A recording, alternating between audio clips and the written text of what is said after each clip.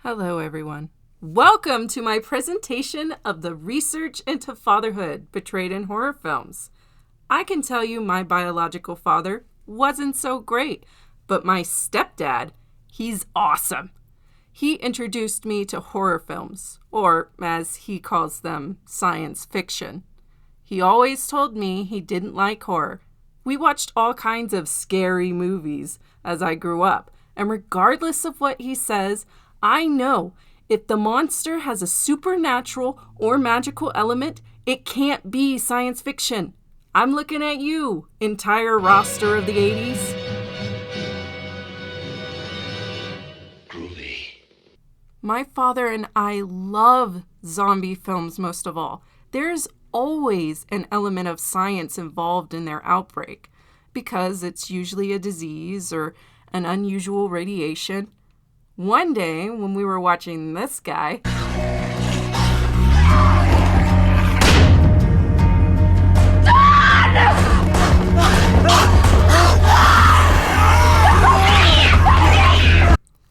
we realized something. Father figures in horror are bad. Not all of them, but most of them.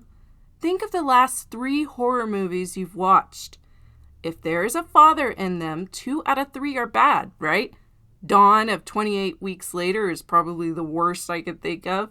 Even more so than Jack from The Shining. At least Jack was only a detriment to his family after getting possessed. Dawn actively puts his family in danger and abandons his wife to the monsters in the first 20 minutes of the film. I'm not here just to bag on Dawn, though. I could, but that's not why I'm here. I'm here to talk about an example of some real dads in an unreal situation. This is exactly what real fathers would do. Sik-woo, our protagonist. Hold on, I have a better one. There he is. He is a man in his prime. He has a lovely daughter, a failed marriage, and a job that keeps him away from said lovely daughter. Doesn't really sound like a hero, but we'll get there. Sik-woo takes his daughter onto the train to Busan in order to take her to see her mother on her birthday. Little does he know, someone else gets on board just before they leave.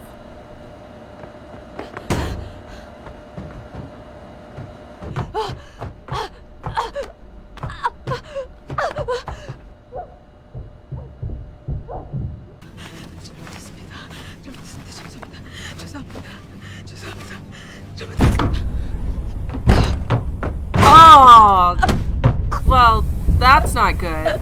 I hope she'll be okay. That's really not good. After her change, a stewardess offers her assistance. Things follow a pretty traditional zombie film formula from here. People get bit, die, turn, but 3 men show their true colors throughout. Sik-woo. Thank you. Then there's Sang-hwa, a tough brute of a man. And bringing up a distant rear, young Suk. We're not doing it! Sik-woo is the only one that has experienced fatherhood, and as such, is the hero. Sang-hwa has a very pregnant wife. And Yeon-suk, who cares for no one but himself. Sik-woo acts accordingly to the study, like a man who lives apart from his children. Initially, he is less inclined to help those in need, thinking only of his daughter and himself. He grows as a person, however, and learns to care for those around him. Sang-hwa is the first to actually fight one of these creatures. He shows a similarity to the study's evidence of men who live with their children, even if his hasn't even been born yet. He also sacrifices himself for the good of others.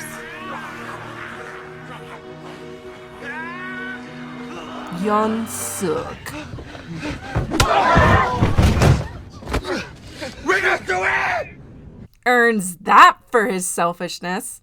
As you saw earlier, he abandons people as soon as they're not useful to him anymore.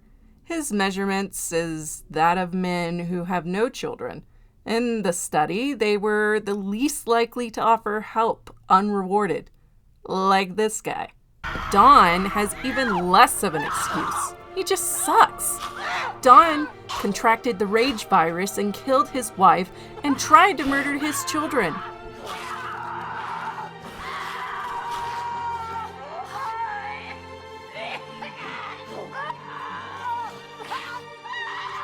You will see that Suk-woo has an entirely and much more heroic response to the knowledge that he won't be surviving to see his daughter to safety.